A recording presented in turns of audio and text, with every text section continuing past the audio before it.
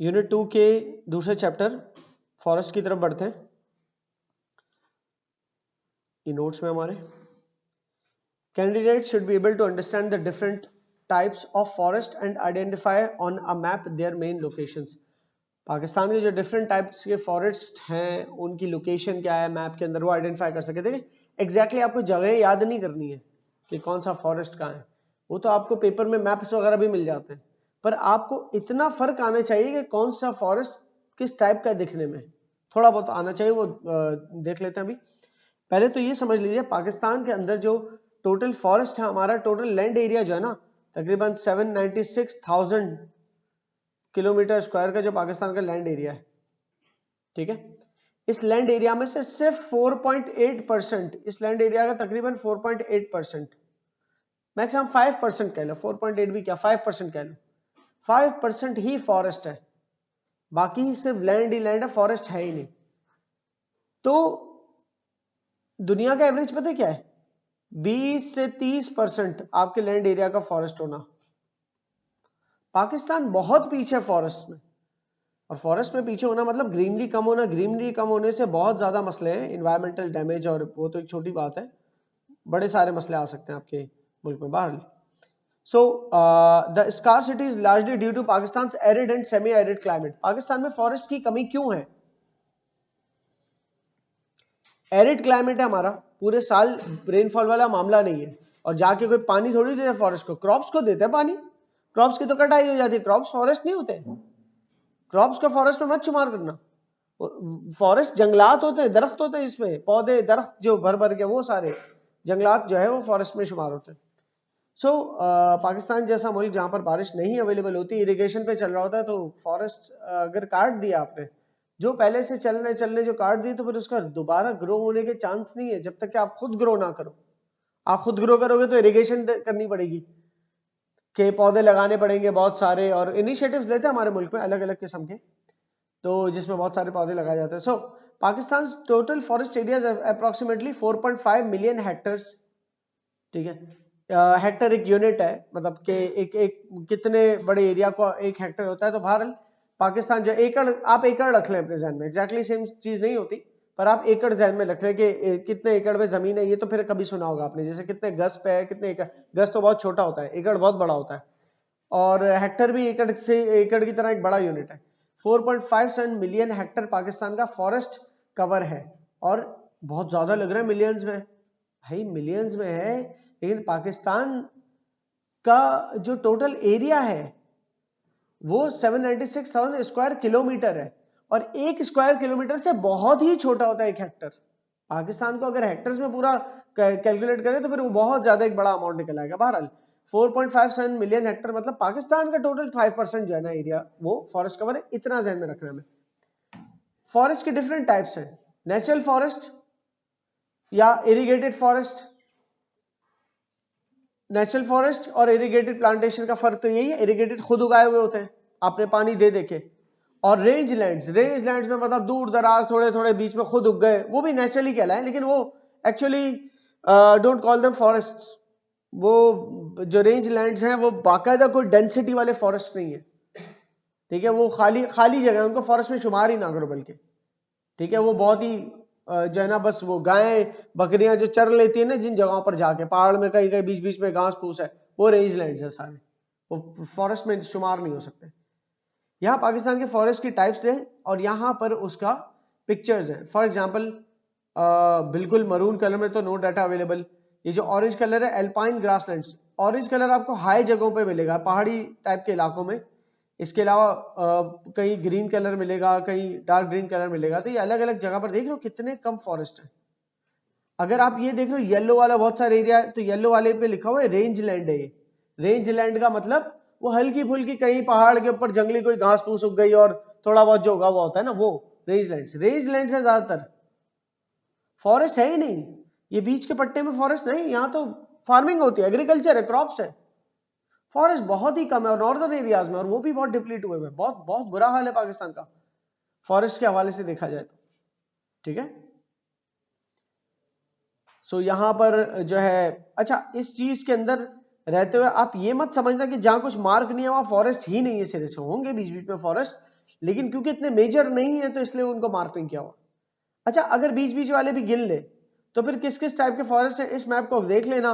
Alpine forest ऊपर की तरफ मिलते हैं, टेम्परेट जो क्लाइमेट है तो वहां पर जो फॉरेस्ट होते हैं वो हमारे कॉनिफरस। अभी जब टाइप्स बताऊंगा तो उसके बाद ये समझ में आएगा, इस मैप को देखना इतना जरूरी नहीं है मैप। बहरहाल नीचे आते हैं, ये बस इस मैप में यूं डिवाइड किया हुआ है कि क्लाइमेटिक जोन के हिसाब से फॉरेस्ट चेंज होते हैं। जैसे नॉर्दर्न एरियाज में बहुत हाईलैंड वाला क्लाइमेट है, बहुत हाईलैंड वाले क्लाइमेट में वही फॉरेस्ट सर्वाइव करेंगे जो बहुत ऊंची बर्फ में भी सर्वाइव कर सके। तो यहां पर लिखा हुआ है एल्पाइन, एल्पाइन फॉरेस्ट यहां पर सर्वाइव कर सकते हो, जिसको हम नीचे देखेंगे। टाइप्स ऑफ फॉरेस्ट इन पाकिस्तान। पाकिस्तान में जो फॉरेस्ट की टाइप्स है ना, उसकी भी दो टाइप्स है। पाकिस्तान में फॉरेस्ट की बहुत सारी टाइप्स हैं, उन टाइप्स की भी दो टाइप्स हैं। ये टाइप्स है सारी, इनकी भी, ये एक कैटेगरी है फॉरेस्ट की, ये दूसरी कैटेगरी है फॉरेस्ट की, ये एक कैटेगरी है, ये दूसरी कैटेगरी होकर प्रोटेक्शन फॉरेस्ट जो एनवायरनमेंट को प्रोटेक्ट करते हैं, और प्रोडक्शन फॉरेस्ट जो आपको कोई वैल्यू फराहम करते हैं, इसमें से फल वगैरह निकलता है, फल फूल काम का होता है, या जिसकी चीजें दवाइयों में इस्तेमाल होती है, या जिसकी लकड़ी काट के फर्नीचर में इस्तेमाल होती है, वो सारा प्रोडक्शन फॉरेस्ट है। और प्रोटेक्शन फॉरेस्ट क्या है? एनवायरनमेंट प्रोटेक्शन के लिए होते हैं। ठीक है, तो उन दो कैटेगरीज में प्रोटेक्शन फॉरेस्ट और प्रोडक्शन फॉरेस्ट। नीचे आके उसकी क्लासिफिकेशन की हुई है तो मैं ऊपर नहीं पढ़ रहा उनको। प्रोटेक्शन फॉरेस्ट प्राइमरली क्या करते हैं? Conserve the environment. कंजर्व करना मतलब सिक्योर करना, प्रोटेक्ट करना। प्रोटेक्शन फॉरेस्ट क्या करेंगे? एनवायरनमेंट को प्रोटेक्ट करते हैं आपके, वो आपके सॉइल को प्रोटेक्ट करते हैं, वाटर साइकिल को रेगुलेट करते हैं नेचुरली। एक तो वाटर साइकिल को हम रेगुलेट करते हैं, डैम लगा दिया, बैराज लगा दिया कि कहां किसके लिए कितना पानी, ये तो हम आर्टिफिशियल रेगुलेट कर रहे हैं ना। फॉरेस्ट नेचुरली रेगुलेट करते हैं कि बहुत सारा स्लोपी एरिया से पानी बह के आ रहा है तो बीच में फॉरेस्ट है ना, तो फॉरेस्ट उनके सारे बहाव को रोक रहे हैं और टकरा टकरा के बहुत ही स्लो फ्लो के अंदर पानी दरिया के अंदर चला जाता है।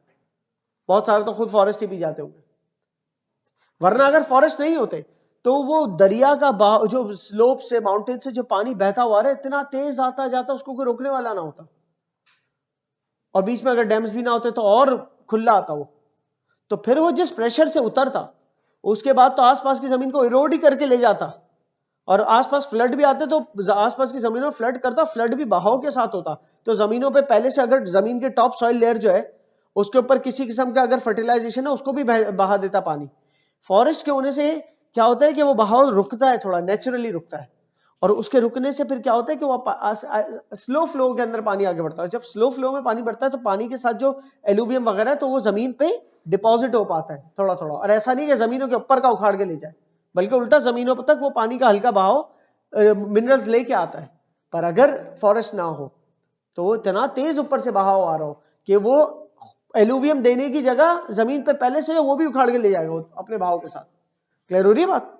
सो फॉरेस्ट आपके एनवायरनमेंट को, आपकी जमीनों को इरोड होने से रोकते हैं और आपके इकोसिस्टम को स्टेबलाइज करते हैं। अच्छा, जमीनें इरोड नहीं हो रही, सॉइल वॉइल को उखाड़ के नहीं ले गया पानी, क्योंकि पानी का फ्लो रुक गया, फॉरेस्ट क्योंकि बीच में आ गए थे, नंबर 1। अच्छा, फॉरेस्ट होने से लैंडस्लाइड्स भी रुकती है।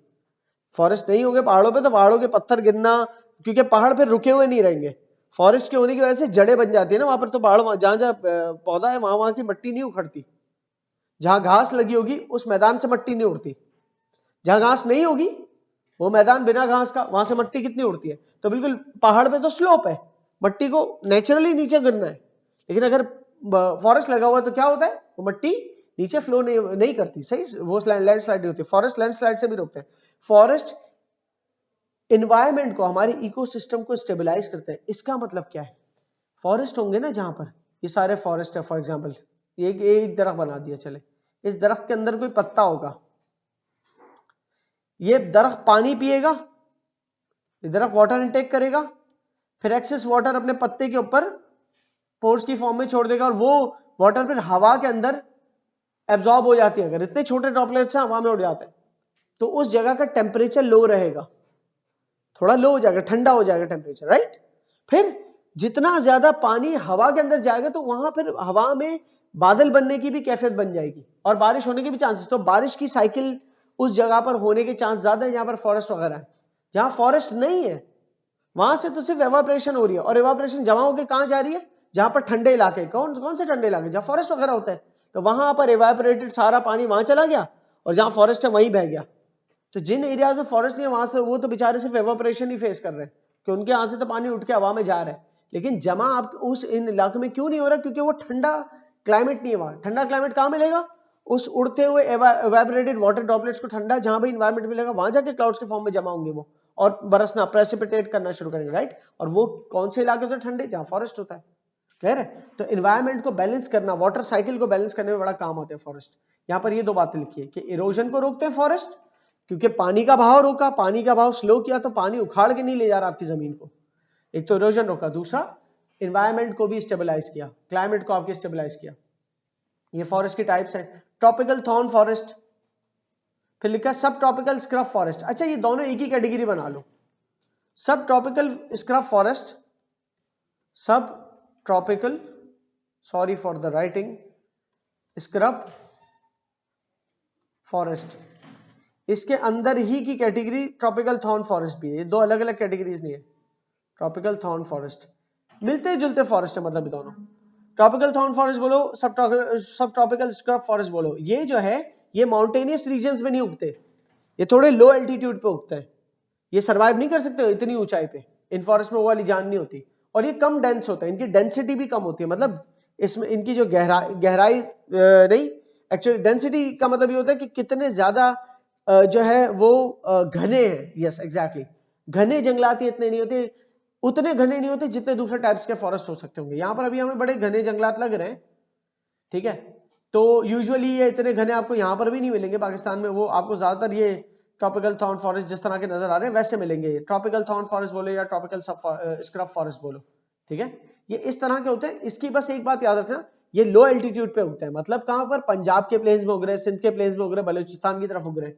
क्लियर है? अच्छा, बलूचिस्तान में तो ज्यादातर रेंज लैंड्स है कि बस बीच बीच में पहाड़ियों में कहीं ना कहीं घास फूस दिखता है। वो नहीं, गाड़ी ट्रेवल कर रही होती है तो थोड़ा थोड़ा पैचेस में हमें ग्रास दिखती है, पैचेस में हमें जंगली जिसको हम कहते हैं पौधे हुए हुए, सही, वो सारे रेंज लैंड्स हैं।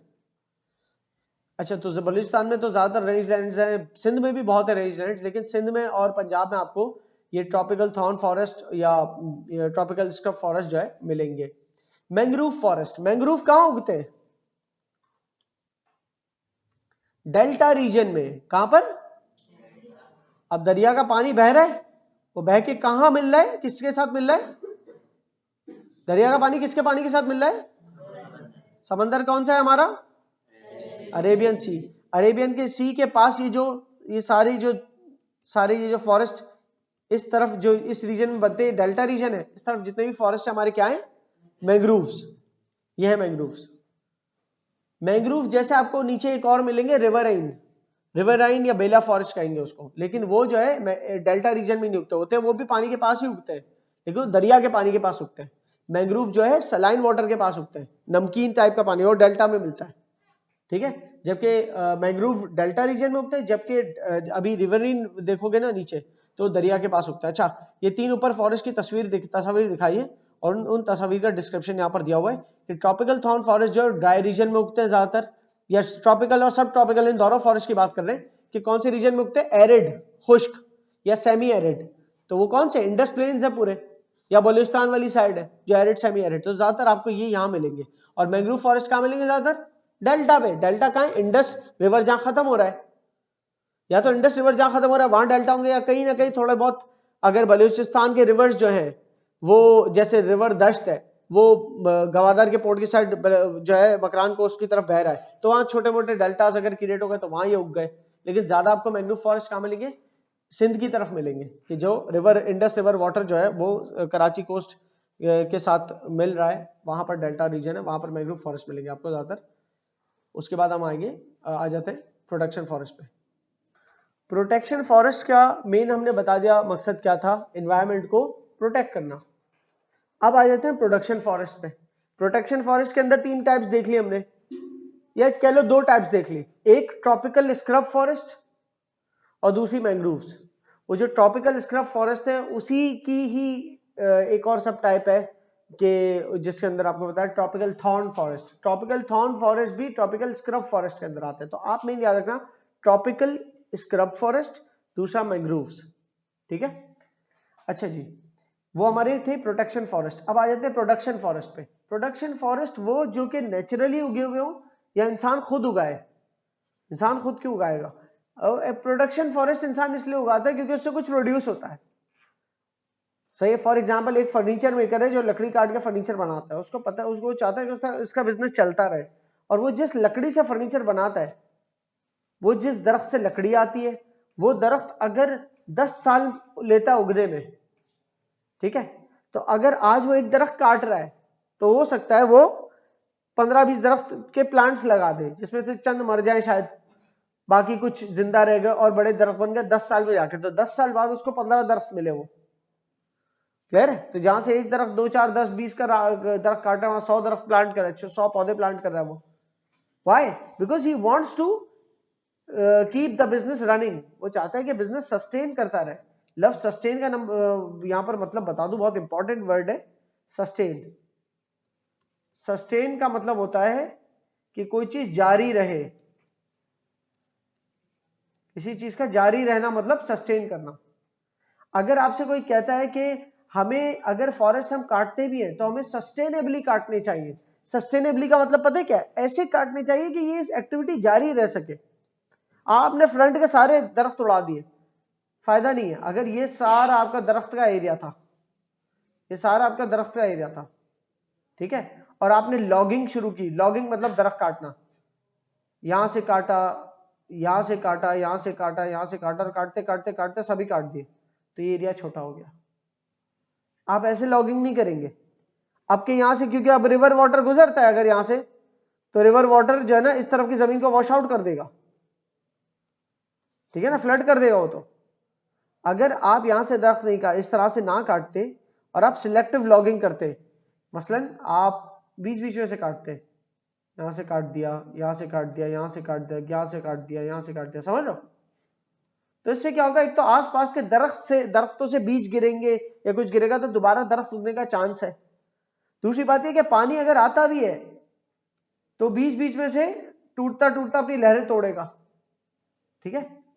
तीसरी बात यह कि दरख्तों का फैलावा तो रहेगा। आप अगर दरख्त एक जगह से पूरे उड़ा देंगे तो वहां पर दरख्त उगने से पहले हो सकता है कोई आबादी बना ले, कोई कुछ बना ले, कोई दुकानें खोल ले, रोड बन, समझ, तो ये नुकसान है। बीच बीच में से काटते तो ये होती है सस्टेनेबल लॉगिंग, क्योंकि आप जहां जहां बीच बीच में से काटते, सिर्फ दरख्त काटते थोड़ी, आप पौधा भी लगाते, एक एक एक एक, दो दो, छह छह, चार चार, पांच पांच, जो भी पौधे लगाते बीच में, बाद में वो भी दरख्त बन जाएंगे।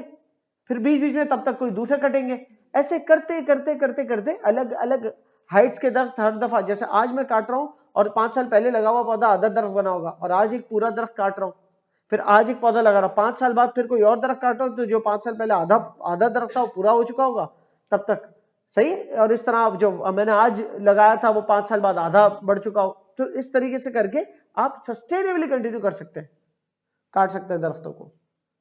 ऐसा नहीं कि एक दफा में सारा काट लिया। तो आप सस्टेनेबल दरख्तों की प्रोडक्शन करना चाहते हैं तो आप ऐसे करते हैं कि फॉर एग्जाम्पल जो नेचुरल दरख्त उगे हुए हैं, नेचुरल दरख्त को काट के फर्नीचर बना रहे, उसकी जगह आप नए दरख्त बोए, तो हो गया ये इंसानों के लगाए हुए दरख्त। तो इंसान ज्यादातर मोटिवेटेड होते हैं पैसे से, इकोनॉमिक बेनिफिट से, तो वो शायद प्रोटेक्शन फॉरेस्ट को लगाने में इतने इंटरेस्टेड ना हो कि यार इससे अभी काट के कोई लकड़ी तो मिलेगी नहीं जो फर्नीचर बनाऊंगा, वो तो यहां से आती है लकड़ी। लकड़ी को क्या कहते हैं? वुड। वुड तो कटी हुई लकड़ी है, वुड तो कटी हुई लकड़ी, जो दरख्त से लकड़ी निकलते हैं ना रॉ मटेरियल के तौर पे, गोल गोल जो होता है, उसको क्या कहते हैं? टिम्बर। क्या? वुड का काम टिम्बर का काम होता है, ठीक है ना। तो जिसको टिम्बर चाहिए फर्नीचर मेकिंग के लिए, तो वो तो ऐसे दरख्त की तरफ ध्यान देगा ना उगाने के लिए, कि मैं वो वाले दरख्त उगाऊं जो मुझे बाद में काट के मैं कुछ अपने स्पोर्ट्स गुड्स बना लिया, बल्ले बना लिए क्रिकेट के, बेसबॉल के बैट बना लिया, फर्नीचर बना, उस काम है। तो एक तो कुदरती फॉरेस्ट होता है, मैन भी प्लांट करता है फॉरेस्ट, लोग भी प्लांट करते हैं, लेकिन आज हम इस दौर से बाहर आ गए कि लोग से प्रोटेक्शन फॉरेस्ट प्लांट करें। लोग हो सकता है प्रोटेक्शन फॉरेस्ट भी प्लांट कर रहे हो, क्योंकि आजकल एनवायरमेंट को लेकर बड़े कॉन्शियस हो चुकी है दुनिया। ग्लोबल वार्मिंग का हिसाब किताब इतना खराब है कि हमने नहीं संभाला तो वो हमें ही ले डूबेगा पूरा क्लाइमेट। सो प्रोडक्शन फॉरेस्ट से कुछ ना कुछ हमें अखज होता है। प्रोडक्शन फॉरेस्ट की मिसाल कॉनिफरस फॉरेस्ट, और कॉनिफरस फॉरेस्ट के अंदर ही आते हैं एल्पाइन फॉरेस्ट, ठीक है। जैसे मैंने कहा था ना ट्रॉपिकल स्क्रब फॉरेस्ट के अंदर ही आता है ट्रॉपिकल थॉर्न फॉरेस्ट भी, इसलिए एक मेन कैटेगरी है कॉनिफरस फॉरेस्ट। ये आपने याद रखना है। कॉनिफर्स वो दरख्त होते हैं सारे जो कॉनिफरस कैटेगरी के दरख्त होते हैं, कॉनिफरस फॉरेस्ट। कॉनिफरस फॉरेस्ट आपको ज्यादातर नॉर्दर्न एरियाज में मिलेंगे, जिसमें से आपको पाइन कोन्स गिरे हुए नजर आएंगे, भुट्टे जैसे कुछ होते हैं पाइन्स, वो आपको रोडों पे बिखरे हुए नजर आएंगे, वो कॉनिफरस फॉरेस्ट से निकलते हैं सारे। कॉनिफरस फॉरेस्ट के अंदर से एक और कैटेगरी निकलती है एल्पाइन फॉरेस्ट की। एल्पाइन फॉरेस्ट वो कॉनिफरस फॉरेस्ट है जो इतने हाई एल्टीट्यूड पे रह लेते हैं जहां पर पूरे बर्फ ही बर्फ है। जैसे पहाड़ों की स्नो लाइन होती है ना, पहाड़ों की स्नो जहां खत्म हो रही होती है, बस वहां तक तो ये चलते हैं कॉनिफरस, वो एल्पाइन फॉरेस्ट। सही है। एल्पाइन फॉरेस्ट क्या, इतनी ऊंचाई पे जो सर्द सर्द इलाके ना, हाईलैंड्स, नॉर्दर्न माउंटेन्स वाले, नॉर्दर्न माउंटेन्स के ऊपर जो फॉरेस्ट लगे हुए कौन से, वो एल्पाइन फॉरेस्ट है। एल्पाइन फॉरेस्ट किस में शुमार होते हैं, कॉनिफरस फॉरेस्ट में। अब नीचे आपको दो अलग अलग इसकी लाइनें मिलेंगी, ये देखो एल्पाइन फॉरेस्ट है, ये जितने भी आपके जो चीड़ के दरख्त हो गए या देवदार के हो गए या दियार के हो गए, ये सारे जो है ये उसमें आते हैं, कॉनिफरस में आते हैं, ठीक है। और ये है रिवरीन। रिवरीन फॉरेस्ट भी देखोगे तो मिलता जुलता किसके साथ, किसके जैसा लग रहा है, ये मैंग्रोव जैसा। मैंग्रोव भी पानी के पास उग रहे, ये भी पानी के पास, ये फ्रेश वाटर के पास उगते हैं। रिवरीन कहां उगते हैं, रिवराइन बोल दो चलो, रिवराइन कहां उगते हैं, फ्रेश वाटर के पास। जबकि इसको, ये फ्रेश वाटर मतलब नमकीन पानी के पास नहीं उगते। रिवराइन फॉरेस्ट बोलो, इसका दूसरा नाम है बेला, बेला फॉरेस्ट, ठीक है। जबकि इसके जैसे आपको दूसरे कौन से मिल रहे हैं, मैंग्रोव्स, लेकिन मैंग्रोव्स कहां उगते हैं, डेल्टा रीजन में। डेल्टा रीजन में सिर्फ मीठा पानी नहीं, वो नमकीन थोड़ा सा पानी होता है, खारा पानी होता है, वो वहां सर्वाइव करते हैं मैंग्रोव्स। ये कौन से फॉरेस्ट है, इरिगेटेड। इरिगेटेड मतलब जिसको ह्यूमंस ने उगाया है और ह्यूमंस खुद पानी दे रहे हैं, जिसको, जो नेचुरल रेनफॉल से नहीं उग रहे बल्कि इरिगेशन करनी पड़ी जिसको उगा, तो लोगों ने खुद उगाया होता है। देखो ना कितने सीक्वेंस में उगे हुए हैं सारे, क्योंकि इंसान के लगाए हुए हैं ना, ठीक है। ये कौन सा इरिगेटेड फॉरेस्ट है। तो यहां पर उन कैटेगरी को डिस्क्राइब किया हुआ है, जिसमें से मैंने बताया था कि एल्पाइन और कॉनिफरस आपको एक जैसे लगने चाहिए, बस ये कि कॉनिफरस का वो वाला हिस्सा जो इतना ऊंचाई पे उगता है कि जहां पर कोई और दरख्त सर्वाइव नहीं कर सकता, उसको इसलिए कॉनिफरस से हटा के थोड़ा अलग कैटेगरी में डाल दिया। बाकी हमारे खैबर पख्तूनख्वा उसकी वैलीज में, या आपके जो भी हिमालयाज के दरमियान जो वैलीज हैं, जितने भी नॉर्दर्न एरियाज, गिलगित बल्तिस्तान की जितनी वैलीज हैं, उन जगहों पे जितना फॉरेस्ट है वो क्या है, कॉनिफरस फॉरेस्ट है। पर उनके जो ऊंचे पहाड़ है, उनके पहाड़ों तक भी जो बर्फ के अंदर भी सर्वाइव कर पा रहे हैं, वो कॉनिफरस के कौन से, एल्पाइन फॉरेस्ट। ये बार बार दोहरा रहा हूं इस बात को, ठीक है। सो इसके हवाले से आप देख लेंगे। अच्छा, ये ज्यादातर ये वाले जो फॉरेस्ट है ना, एल्पाइन हो गए, कॉनिफरस, कॉनिफरस फॉरेस्ट के अंदर एक दरख्त नहीं है। कॉनिफरस फॉरेस्ट कैटेगरी है जंगल की, उस जंगल में कॉनिफरस जंगल जो है उसमें कई किस्म के दरख्त होंगे अलग अलग, पर उन दरख्तों की खुसूसियत क्या है, वो बहुत रफ क्लाइमेट के अंदर पले बड़े हैं। क्योंकि वो बहुत रफ क्लाइमेट में पले बड़े, उनकी लकड़ी बड़ी टफ होती है, and you know they are, it is used for furniture making. बहुत वैल्यू होती है उसकी, मतलब उसका फर्नीचर एक आम इंसान के लिए अफोर्डेबल भी नहीं है उस लकड़ी का। और आज के दौर में उस सारे एरिया को प्रिजर्व करने की सारी एफर्ट्स लगाई जा रही है। कोई आइडिया ऐसे लेके आ सकते हैं, अगर पाकिस्तान जो है, ये एक दरख्त कितने का कट के बिकेगा, पता चले कि ये एक दरख्त जो ना लाखों रुपए का, 5 से 8 लाख का बिकेगा, तो आप सोचो ये लाखों का बिकेगा, और यहाँ पर तो लाखों दरख्त है, अगर काट ले और कर्जा उतार ले अपना, ऐसे नहीं सोच रहे। ऐसे तो आप पूरे मुल्क में से एक शहर बेच दो, कर्जा उतार दो, लेकिन अगर वो आपका खुद का शहर हो, खुद ही बिक रहे हो, तब एग्री नहीं करोगे, राइट।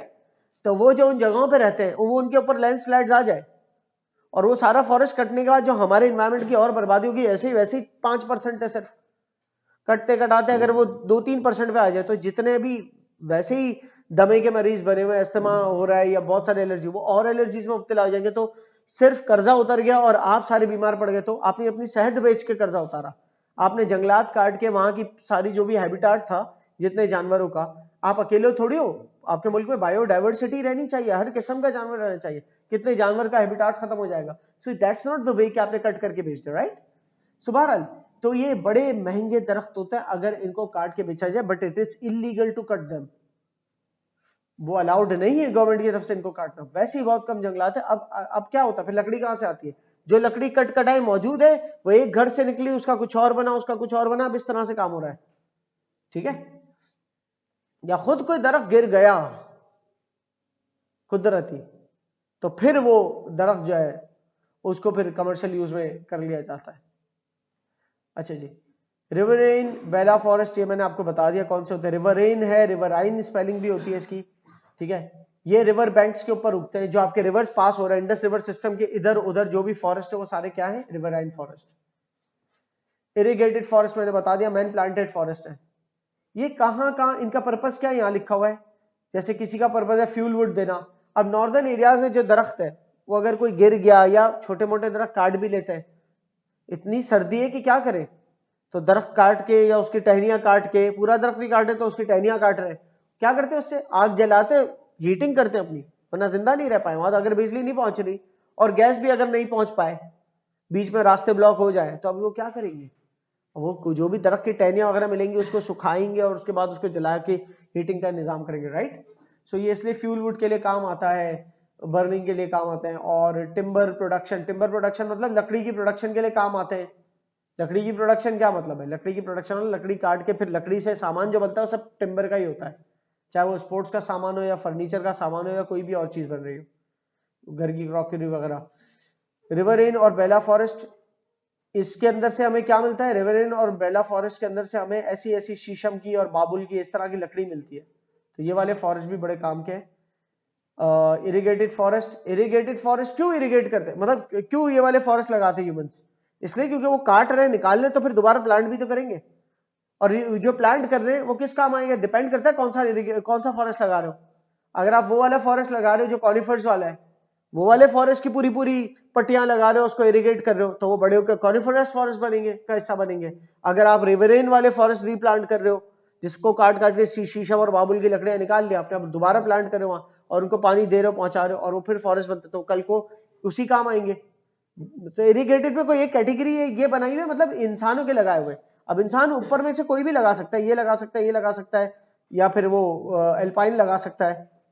पर ये एक बात बता दूं, एल्पाइन और कॉनिफर्स का उगना इतना आसान नहीं है। ये पता नहीं कितने कितनी इनकी उम्रें होती हैं, ये तो 100 साल क्रॉस भी हुई उम्र होती है। समझ आ रही है? Factors influencing forest and impact of human activities.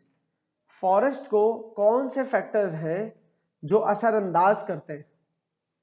ज्यादातर ह्यूमन एक्टिविटीज है। ठीक है, फॉरेस्ट के ऊपर मनफी असर किसका है? ह्यूमन एक्टिविटीज का। इंसान काट रहे हैं, इंसान रोड्स बना रहे हैं, इंसान डैम्स बना रहे हैं, तो फॉरेस्ट कट रहे हैं, राइट, डिफॉरेस्टेशन हो रही है। फॉरेस्ट पे मस्बत असर किसका है? क्लाइमेट का। बारिश हो रही है, दरिया का पानी के बहाव के साथ फॉरेस्ट को भी पानी मिल रहा है, तो नेचुरल आपके जितने भी इम्पैक्ट्स है वो ज्यादातर पॉजिटिव इफेक्ट्स है फॉरेस्ट के ऊपर। लेकिन अगर फॉरेस्ट बहुत वैसे ही कट चुके और दुनिया भर में ग्लोबल वार्मिंग बढ़ गई, तो ग्लोबल वार्मिंग की बढ़ने की वजह से क्लाइमेट इतना गर्म हो गया कि अब जो बारिश हो रही है फ्लड्स की सूरत तैयार कर रही है। तो अब तो नेचुरल फैक्टर्स भी मनफी असर पैदा कर सकते हैं फॉरेस्ट को, कि आपने आधे फॉरेस्ट खुद काट लिए, बाकी जब सैलाबी रेला है वो इतना ज्यादा जोर से आया कि आपके बीच बीच में जो दरख्त है उसको सर्वाइव नहीं कर पाए, उसके प्रेशर को तोड़ नहीं पाए, तो दरख्त पूरे पूरे उखड़ गए। तो जरूरी नहीं है कि ह्यूमन फैक्टर ही दरख्तों के ऊपर नेगेटिव इंपैक्ट दे, नेचुरल हैजर्ड्स, डिजास्टर्स भी दरख्तों पे नेगेटिव इंपैक्ट दे देते हैं। लेकिन बात यह कि डिजास्टर्स आते क्यों है? वो भी तो ह्यूमन एक्टिविटीज की वजह से आते हैं। कि पहले बहुत सारे दरख्त है, वहां से पानी गुजर के दरख्तों को उखाड़ नहीं सकता था, बीच बीच में से आपने ह्यूमंस ने इतने दरख्त काट लिए कि अब जो भी बारिश से सैलाब आ रहा है वो और मजीद दरख्तों को उखाड़ के ले जा रहे हैं। तो अब क्या हुआ? अब आपको कहे तो नेचुरल हैजर्ड से दरख्त उगे, लेकिन उस नेचुरल हैजर्ड से पहले तो इंसान ने कुछ किया था ना इसमें। इसी तरीके से जंगल में आग, एक मुहावरा है, जंगल में आग लगती है रोक नहीं पाते, अल्लाह ही रोकता है उसको, बस क्या रोकोगे? ठीक है, जंगल है, पूरे जंगलात, अगर मैं यहाँ पर ऐसे ही एक वो करता हूँ, एक डिपिक्शन करता हूँ, ये जंगलात है बहुत सारे, ठीक है, इनमें से किसी जगह अगर आग लग जाए, that fire is so wild कि ये एक से दूसरे को पकड़ते पकड़ते पकड़ते पकड़ते पूरा जंगल जला देगी, इसको रोकने के काबिल नहीं है इंसान। इनफैक्ट अभी लॉस एंजलिस के अंदर, हम कैलिफोर्निया के अंदर ये जो आग लगी है उसके बारे में देख रहे हैं। बहरहाल इंसान ज्यादातर पता है क्या करता है, अगर आग लग के आ रही है ना, पीछे से आग जल के आ रही है, कोई भी शोला उठा, चिंगारी उठी, आग लग गई, इंसान यहां से आता है, थोड़ा आगे तक काम शुरू कर देता है, अपना दरख्त काटना शुरू कर देता है, यहां से खुद दरख्त जला देता है इंसान। खुद दरख्त जलाता है तो कंट्रोल्ड फायर होती है, जब कंट्रोल्ड फायर से इतने दरख्त जला दे तो क्या होगा, अब वो आग आते आते आते यहां रुक जाएगी, क्योंकि आगे उसको मिली नहीं रही ना जगह जाने की। तो उसके बाद का जितना फॉरेस्ट का एरिया है वो हमने बचा लिया, ठीक है। तो कभी कभी ऐसा भी होता है कि इंसान को खुद आग भी लगानी पड़ जाती है। अब ये जो कुदरती आग लगी और वो खत्म नहीं हो रही, वो कुदरती आग क्यों लगी, ग्लोबल वार्मिंग इतनी बढ़ गई है कि हर साल अब जंगलात बहुत जल रहे हैं और वो बुझ नहीं पा रही आग, क्योंकि दुनिया का जो टेम्परेचर है वो आहिस्ते आहिस्ते करके इतना इंक्रीज हो चुका है कि वो हीट जो है ना वो क्रिएट हुए जा रही है, और कहीं से भी कोई भी चीज फायर पकड़ती है और फिर वो कूल डाउन होने का नाम नहीं है, ठीक है।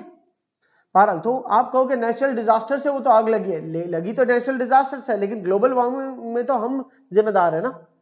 हमने ह्यूमन एक्टिविटीज, इतनी सारी गाड़ियां, इतनी सारी चीजें, इतनी सारी फैक्ट्री जो सब बनाया है, इसका एक इंपैक्ट क्या है, दुनिया गर्म होती जा रही है, ग्लेशियर्स पिघलते जा रहे हैं, तो उससे सी लेवल तो एक बढ़ ही रहा है, साथ में इतनी हीट बढ़ी है कि उससे जंगलात में आग भी लग रही है, ठीक है। अच्छा जी, वही जो ऊपर सारे फॉरेस्ट बताए उसके हवाले से बोल रहा है। अच्छा, सवाल दोबारा है वही, ये तो मैं जनरली बता रहा हूं, फॉरेस्ट को कौन से फैक्टर्स असरअंदाज करते हैं। असरअंदाज का मतलब ये नहीं है सिर्फ कि मनफी असर, मस्बत और मनफी दोनों की बात कर रहे हैं। तो हमने ह्यूमन फैक्टर्स का कह दिया, बहुत सारे ह्यूमन फैक्टर्स फॉरेस्ट पे मनफी असर डालते हैं, लेकिन कुछ ह्यूमन फैक्टर्स मस्बत भी असर डालते हैं, पॉजिटिव भी। के अगर ह्यूमंस इरिगेटेड फॉरेस्ट प्लांट करते जा रहे हैं तो प्लांटेशन कल को दरख्त बनेगी, तो ये तो पॉजिटिव बात हुई ना। 10 बिलियन ट्री सुनामी, ये एक पूरा जो है ना एक मुहिम चली है पाकिस्तान में, जो कि गोइंग ऑन होगी अभी, मतलब उसके वो कंप्लीटेड प्रोजेक्ट नहीं है वो। तो जितने भी दरख्त लगाने के प्रोजेक्ट्स पाकिस्तान में अगर अब तक अगर चल रहे वो तो क्या है, वो ह्यूमन एक्टिविटीज है। तो ह्यूमन एक्टिविटीज पॉजिटिव भी क्रिएट करती है, सिर्फ नेगेटिव नहीं, लेकिन वो बहुत कम है और अब जाके कर रही है, पहले बहुत नुकसान पहुंचा हमने।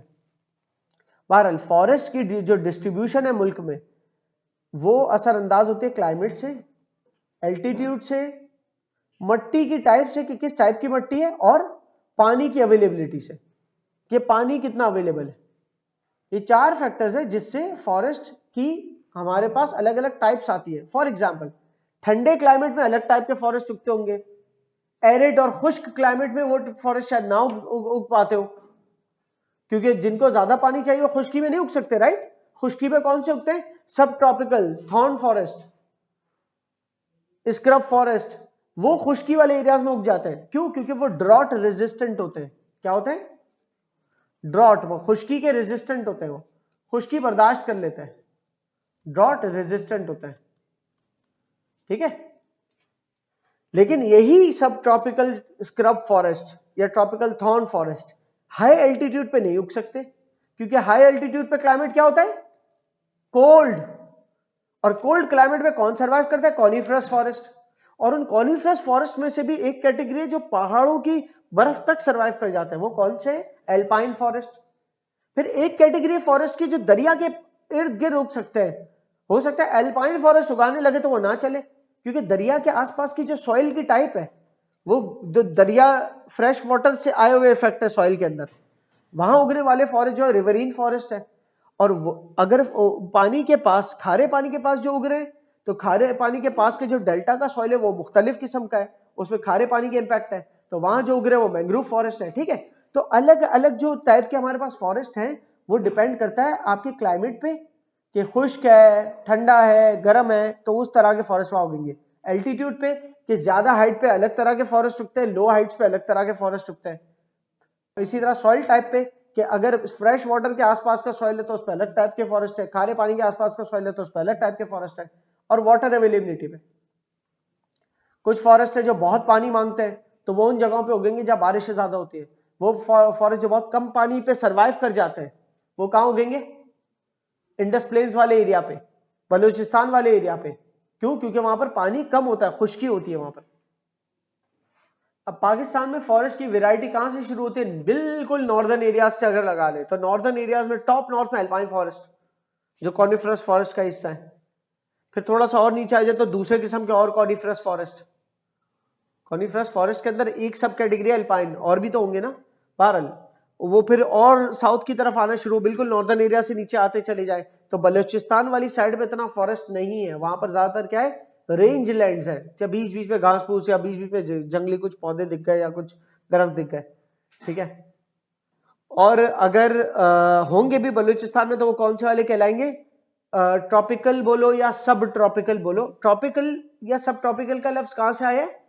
पाकिस्तान ट्रॉपिक ऑफ कैंसर के पास है ना, तो ट्रॉपिकल क्लाइमेट है पाकिस्तान का। ट्रॉपिकल क्लाइमेट में क्या एक चीज शामिल है, अगर समंदर के पास होते तो ह्यूमिडिटी बहुत हाई होती है, समंदर से थोड़ा दूर है अगर आप तो बहुत खुश्की है। तो जो पाकिस्तान का बिल्कुल पाकिस्तान एक सब ट्रॉपिकल कंट्री है, समंदर के पास तो फिर कराची और मकरान कोस्ट आ गई ना, उससे थोड़ा सा ऊपर आ जाए तो जो पूरा इंडस प्लेन्स बाकी हिस्सा है और जो बलूचिस्तान का हिस्सा है वो सारा क्या रहेगा, खुश्क रहेगा, क्योंकि उसमें तो समंदर की भी हवाएं नहीं आ रही, ठीक है। तो वो सारा खुश्क है या सेमी खुश्क है, एरिड है या सेमी एरिड है। तो बलूचिस्तान या इंडस प्लेन्स ये दोनों ले लो, तो इनमें जो फॉरेस्ट उगते हैं वो सब ट्रॉपिकल, ट्रॉपिकल का लफ्ज तो वहीं से आ गया सब। और सब ट्रॉपिकल इसलिए बोला, पाकिस्तान ट्रॉपिकल कंट्री नहीं, सब ट्रॉपिकल कंट्री है।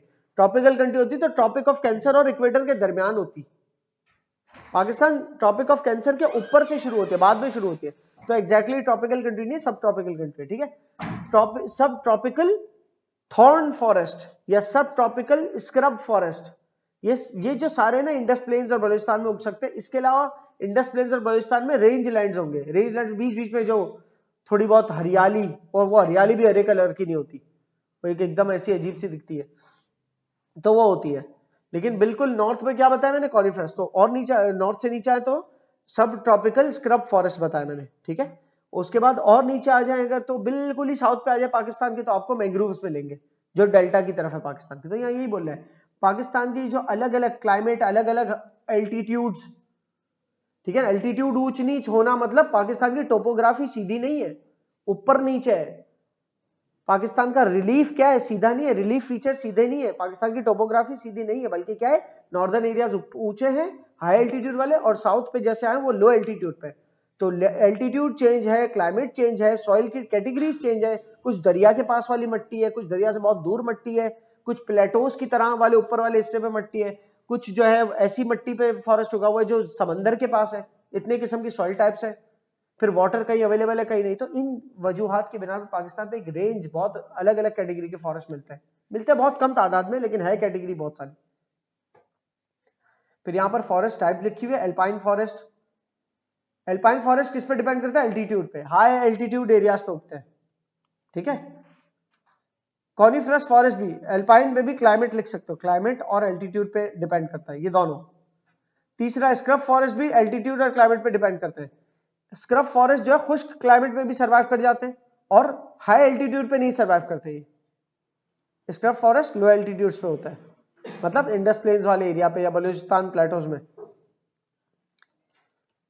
स्क्रब फॉरेस्ट को और ट्रॉपिकल थॉर्न फॉरेस्ट, मैंने कहा ना स्क्रब फॉरेस्ट की सब कैटेगरी है, ट्रॉपिकल थॉर्न फॉरेस्ट, इनको कम पानी चाहिए होता है, तो ये एरिड कंडीशंस में भी रह लेते हैं, सेमी एरिड कंडीशंस, एरिड नहीं, वरना एरिड बोलूंगा तो आप कहोगे फिर थर में क्यों नहीं उगे हुए, सेमी एरिड कंडीशंस में भी रह लेते हैं, ठीक है।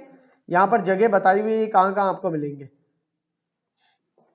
Tropical thorn forest, tropical thorn forest का फॉरेस्ट, सॉरी ये दोनों हो गए। मैंग्रोव फॉरेस्ट, ये आपको पता है इसकी सॉइल टाइप पे डिपेंड करता है, कौन से वाले सॉइल के पास ये उगेगा। मैंग्रोव फॉरेस्ट उगेगा सॉल्टी वाटर, सैलाइन वाटर के पास उगेगा, जबकि रिवराइन कौन सी वाटर पे उगेगा, कौन सी सॉइल टाइप पे उगेगा,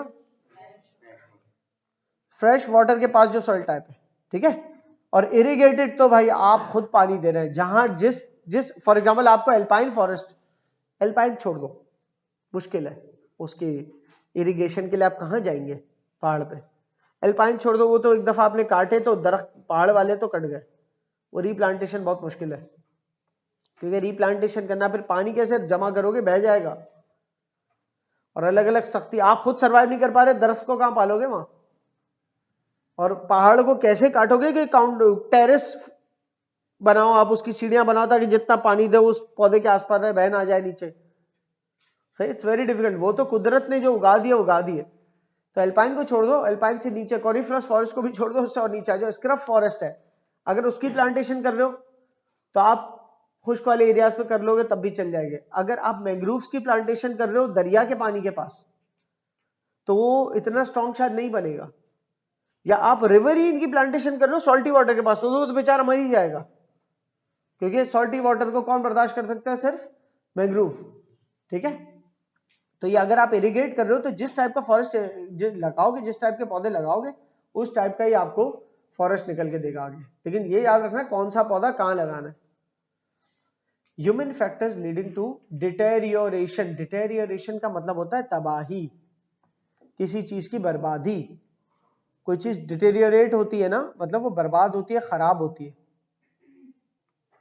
तो ह्यूमन फैक्टर्स किस तरह से फॉरेस्ट को बर्बाद कर रहे हैं, मतलब डिफॉरेस्टेशन की तरफ लेके जा रहे हैं। देखो, फॉरेस्ट मौजूद थे कुदरती तौर पे, फॉरेस्ट बर्बाद किए, वो कहलाए डिफॉरेस्टेशन। फॉरेस्ट लगाना मतलब रीफॉरेस्टेशन।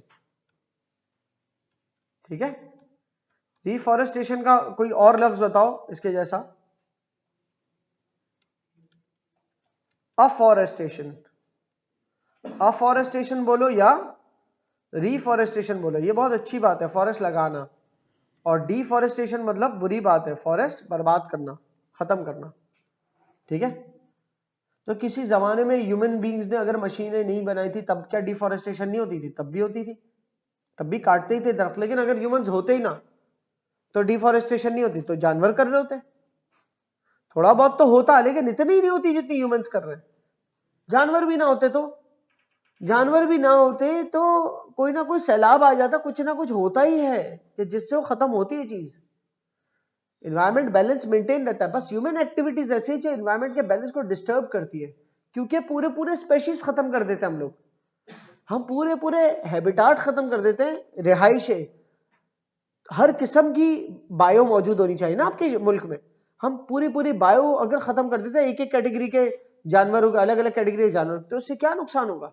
उससे ये नुकसान होगा कि उनके ऊपर उस कैटेगरी के जानवर, फॉर एग्जाम्पल हनी बीज हैं, उनके सारे छत्ते जला जला जला के नीचे फेंक के हनी निकालते खत्म ही हो गए, तो फिर क्या होगा? उसके बाद ये होगा कि वो हनी बी के ऊपर जो चीजें डिपेंडेंट है हनी के ऊपर, वो भी खत्म हो जाएंगी, जो हनी से अपनी नशोनुमा करते थे। समझ आ रही बात? क्या हो सकता है हनी बीज के होने की वजह से बहुत सारे जो पौधे हैं उनका जो है ना, उनके अंदर कोई उनका नेक्टर हनी बीज ले जाती थी अगर, तो हो सकता है उन पौधों में उसको इफादत भी देखी जाती हो हनी बीज, कि वो आई है बैठी है गई है, तो कोई फर्क भी पैदा होता पौधे पे, वो फर्क पैदा होने शायद खत्म हो जाए, तो हो सकता है वो पौधे हेल्दी ना रहे। या ऐसा हो सकता है कि कोई इतने जंगलात हो गए, इतने जंगलात हो गए, खाने वाला कोई है नहीं उस जंगलात को, क्योंकि आपने सारे जो है ना लोकस्ट तबाह कर दिए। लोकस्ट वो होते हैं टिड्डियां, टिड्डे नहीं होते जो, वो झुंड के झुंड आते हैं, उसको कहते हैं टिड्डी दल। टिड्डी दल ये उर्दू का लफ्ज है। वो लोकस्ट का जो अटैक होता है, टिड्डियों का पूरा अटैक जो होता है, वो किसी जगह पर होता है, वो उतरते हैं और उठते हैं और पूरी फसलों के फसलें साफ कर लेते हैं, इतने खतरनाक होते हैं। लेकिन उनके होने से भी कोई फर्क आता होगा कि कोई चीज रुकती होगी, बहरहाल आप कुछ खत्म नहीं कर सकते। तो कमिंग बैक, ह्यूमन फैक्टर्स जो हैं वो सबसे बड़ी वजह है फॉरेस्ट की डिफॉरेस्टेशन होने की। Pakistan forest cover only 4.8 to 5.2% of the country's total land area, ये बात हमने ऊपर भी देख ली, which is already way below global average, जो कि ऑलरेडी बहुत कम है ग्लोबल एवरेज की बनस्बत। जबकि ग्लोबल एवरेज क्या है? किसी भी जगह का, किसी भी मुल्क का कम से कम 20 से 30% तो फॉरेस्ट होना चाहिए। पाकिस्तान का सिर्फ 5% फॉरेस्ट के करीब है, तो ग्लोबली जो एवरेज है फॉरेस्ट का उससे तो हम बहुत पीछे। फिर ह्यूमन एक्टिविटीज इसको और तबाह कर रही है, और खराब कर रही है। वर्स करना मतलब और खराब करना किसी चीज को, टू मेक वर्स। ठीक है, कोई चीज होती है ना बैड बनाना, BAD बैड मतलब बुरा, वर्स मतलब और बुरा, तो और बुरा बना रही है ह्यूमन एक्टिविटीज से। Annual deforestation rate is approximately 27,000 hectares. पूरे साल तकरीबन 27,000 हेक्टर के जितने एरिया के फॉरेस्ट खत्म हो रहे हैं। क्यों? अलग अलग किस्म की ह्यूमन एक्टिविटीज है। ठीक है, जैसे कि रेंज लैंड्स हैं। रेंज लैंड्स वो कि जहां बीच बीच में आपको घास फूस मिलता है, पहाड़ों पे, जमीनों पे, रास्तों पे, उनको हेवीली ओवर यूज किया जा रहा है। कौन ओवर यूज कर रहा है? Live stock. जो आपका लाइव स्टॉक है, बकरियां, गाय, ऊंट, ये सारे उनको चराए जा रहे, चरवाहे चराए जा रहे जमीनों पे, और जहां जहां घास फूस मिले खाए जा रहे, उस तरह लाइव स्टॉक को बड़ा करके बेचते चले आ रहे हैं। वो जो लाइव स्टॉक को बड़ा कर रहे हैं मुफ्त के चारे पे, ठीक है ना। एक होता है वो चारा जो हम पे करके लेते हैं, फॉडर, और एक वो चारा जो कुदरती तौर पे रेंज लैंड से या फॉरेस्ट वगैरह से खा रही है गाय बकरी आपकी, वो है फॉरेज। तो फॉडर तो प्रोवाइड कर नहीं रहे, फॉरेज के तौर पे हर रेंज लैंड से गुजर के हर चरवाहा अपनी बकरियां चरा रहे। लेकिन सही है, आज की आबादी की डिमांड ये है कि ये जो आप रेंज लैंड्स को खाली कर रहे हो उसकी जगह रीप्लांट भी करो, क्योंकि रेंज लैंड्स खत्म हो गए तो आपके बकरियां, गाय, ऊंट, बैल जो भी है, ये अगला अटैक कहां करेंगे? फसलों पे, आपके दूसरे दरख्तों पे। समझ आ रही है? तो आपको दोबारा उगाने की भी तो एक्टिविटी करनी पड़ेगी ना। तो ओवर यूज कर रहे हैं, मतलब उग कम रहे, रेंज लैंड से चारा जा ज्यादा रहे, और उग वापस से जो है ना वापस से उगाया नहीं जा रहा, तो क्या होगा? फॉरेस्ट खत्म होंगे। एक मिसाल है, नीचे लाइन से आपको पॉइंट्स दिए हुए कि ह्यूमन एक्टिविटीज कैसे फॉरेस्ट खत्म कर रही है। एग्रीकल्चर के लिए लैंड चाहिए था, तो हरा भरा सा एक जंगल था, उसको एग्रीकल्चर के नाम कर दिया। ठीक है, ये हरा भरा सा एक जंगल था पूरा। अब फार्मर्स को करना था एग्रीकल्चर, उन्होंने क्या किया, इस जंगल में से इतना हिस्सा पूरा दरख्त मिटाए, लकड़ी वकड़ी बेच दी और उससे अलग कमाया, और उसके बाद यहां पर क्या लगा दिए, यहां पर क्रॉप्स उगा दी। क्रॉप्स उगाने से क्या होगा? क्रॉप फार्मिंग कर रहे हैं, ये क्रॉप्स उगा दी, जंगल तो हट गया ना। आप क्रॉप्स को जंगल मत समझना, क्रॉप्स को हरियाली मत समझना, क्रॉप्स तो फूड प्रोवाइड करके देंगी। जो असल एनवायरनमेंट के अंदर जो ग्रीनरी है वो फॉरेस्ट है। क्रॉप्स तो जैसे उगी काट ली, खाना बन गया, वो भी जरूरी है, लेकिन आप जितना फॉरेस्ट क्लियर कर रहे हो क्रॉप उगाने के लिए, फिर वो उसको उतने फॉरेस्ट कहीं और लगाओ भी तो सही वापस। समझ आ रही बात? सो डिफॉरेस्टेशन एग्रीकल्चर के लिए कर रहे हैं। Construction for dams, dams construct हो रहे होते हैं तो डैम्स के इर्द गिर्द बहुत सारे रोड कंस्ट्रक्ट हो रहे होते हैं, बहुत सारा बिजली का निजाम कंस्ट्रक्ट हो रहा होता है। जहां खुद डैम बन रहा है उसके इर्द गिर्द की जमीनों से भी बहुत सारा फॉरेस्ट क्लियर करना होता है, क्योंकि उस डैम की मेंटेनेंस के लिए भी आसपास जगह चाहिए होती है। डैम्स के लिए फिर जो आसपास की सोसाइटीज आप खत्म कर रहे हो क्योंकि वहां डैम बन रहा है, तो उन सारी सोसाइटीज को कहीं और रिहाइश देने तो शायद वहां के फॉरेस्ट खत्म करने पड़ जाए। तो जहां जहां से, क्योंकि कहां रिहाइश दोगे? या तो फार्म लैंड्स बने हुए, या तो फॉरेस्ट है, या तो पहले से कहीं रिहाइश है। तो ये जो लाखों की तादाद में या हजारों की तादाद में लोगों को डिस्प्लेस कर रहे हो, फार्म लैंड्स की तो जगह देंगे नहीं फार्मर्स के, वहां तो क्रॉप उग रही है। जहां पहले से रिहाइश है वहां तो इतने हजारों लाखों लोगों की जगह नहीं बन सकती। अब कोई फॉरेस्ट एरिया ही पकड़ेंगे कि जहां पर उनको सेटल करें, या फिर वही एरिया पकड़ेंगे जहां फॉरेस्ट नहीं है।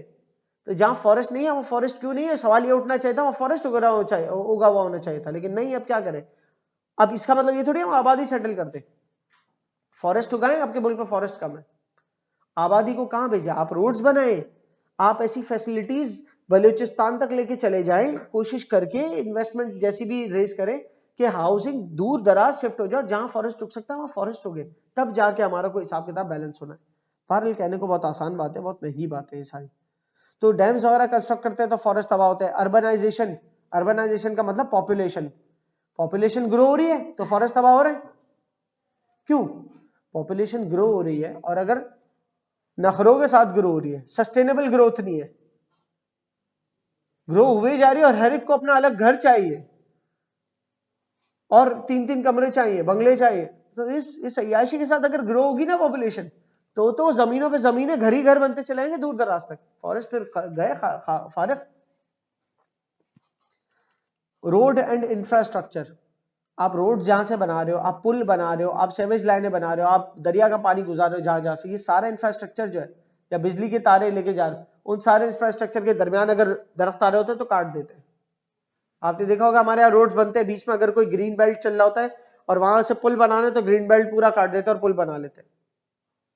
क्या होगा इससे? डिफॉरेस्टेशन। ह्यूमन एक्टिविटीज है।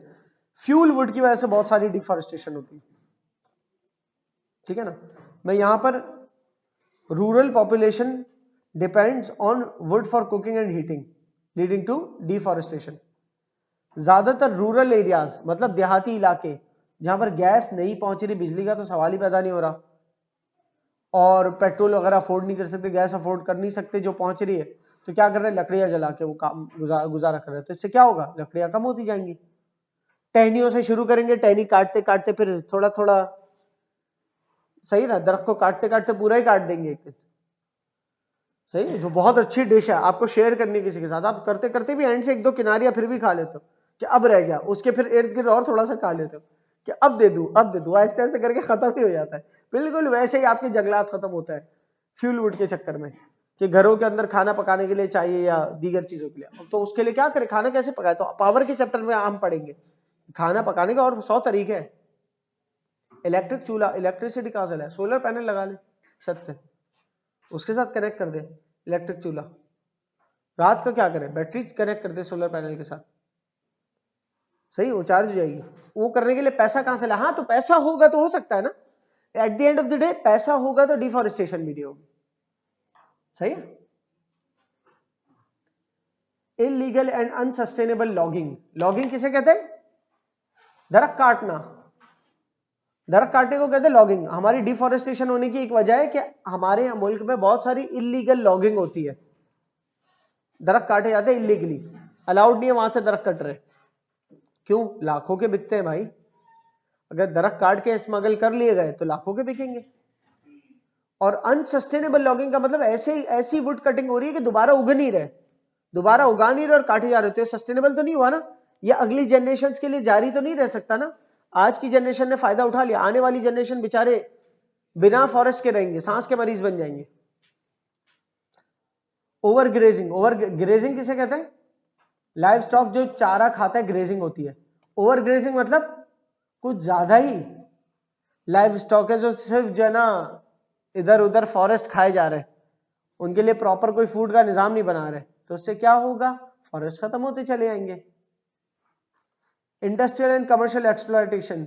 बहुत सारे लोग बिजनेसेस करते हैं, वो लकड़ी उनका रॉ मटेरियल होता है लकड़ी, कि लकड़ी आएगी तो फर्नीचर बना के बेचेंगे, लकड़ी आएगी तो बर्तन बना के बेचेंगे, लकड़ी आएगी तो जो भी घरों में इस्तेमाल होगी, दरवाजे बनेंगे वगैरह वगैरह वगैरह।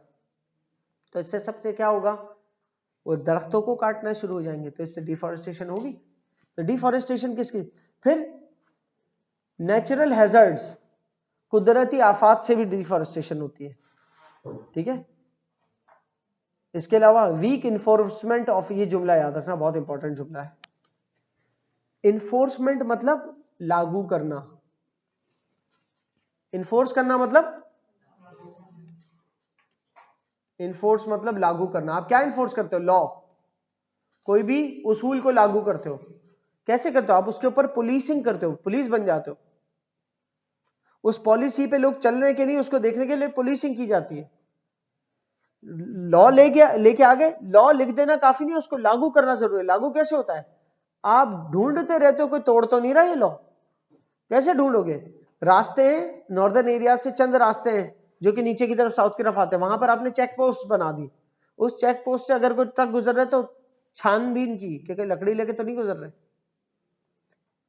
जो हमने लॉ बनाया था कि चीड़ का दरख्त जो है, चीड़ का दरख्त जो है वो काटना अलाउड नहीं है, कहीं वो तो कट के नहीं जा रहा, तो चेक पोस्ट से गुजर रहे ट्रक, तो उनको चेकिंग करें आप। तो ये कहलाया आपकी लॉ इन्फोर्समेंट, आपने लॉ को इन्फोर्स किया। लेकिन अगर आपकी लॉ इन्फोर्समेंट कमजोर हुई, जो आपने जंगलात के लिए कानून बनाए, फॉरेस्ट के लिए जो लॉज बनाए, अगर वो वीक होंगे, मतलब बना तो लिए लेकिन पुलिस रिश्वत खा रही है, करप्शन हो रही है सब, तो फिर डिफॉरेस्टेशन होगी।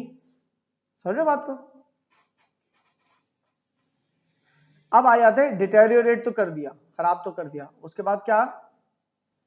अफॉरेस्टेशन। अब रीप्लांट करना है फॉरेस्ट को। रीफॉरेस्टेशन कैसे होती है, इसके हवाले से आपका लर्निंग ऑब्जेक्टिव क्या है?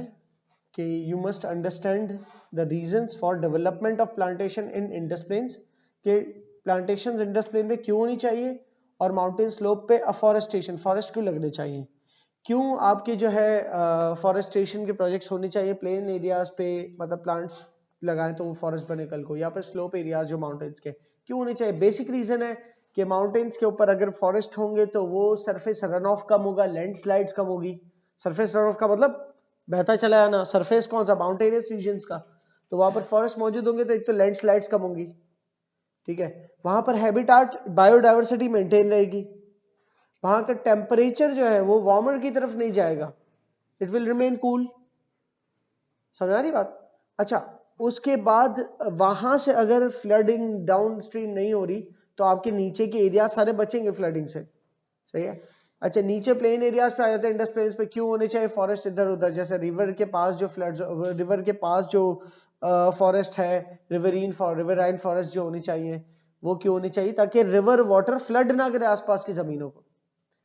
आसपास की जमीन को रिवर फ्लड नहीं करेगा तो सिल्ट कैसे पहुंचेगा, वो जो रिवर वाटर आ रहा है ना, वो आप ये मत समझना कि उसका जमीन तक पहुंचना इस तरह से जरूरी है, वो रिवर वाटर कहीं ना कहीं एब्जॉर्ब हो रहा है सॉइल के अंदर साइड से, वो कहीं ना कहीं इंपैक्ट लेके जाएगा, सही है। और ऐसा नहीं है बिल्कुल भी नहीं पहुंचता, कभी कभी फ्लड भी हो जाएगा, जमीनें आसपास फ्लड होंगी, लेकिन वैसी फ्लड नहीं होगी कि जमीन का ऊपर एलुवियम तो दूर की बात आना, जो पहले से था वो भी वॉश आउट हो जाए, वो फ्लो नहीं होगा, ठीक है।